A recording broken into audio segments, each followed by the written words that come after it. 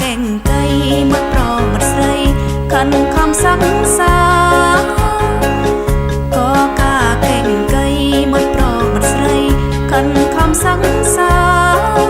ជាយាមអូសានោះទៅប្រាជ្ញាយ៉ាងបានប្របីជាយាមអូសានោះទៅប្រាជ្ញាយ៉ាងបានប្របីក៏កាកេងកៃទៅរៀនរាល់ថ្ងៃឲ្យតនវេលាក៏កាកេងកៃទៅរៀនរាល់ថ្ងៃឲ្យតនវេលាគង់នៅរញរាពួកយើងនាំគ្នាដើរទៅសាលាគង់នៅរញរាពួកយើងនាំគ្នាដើរទៅសាលា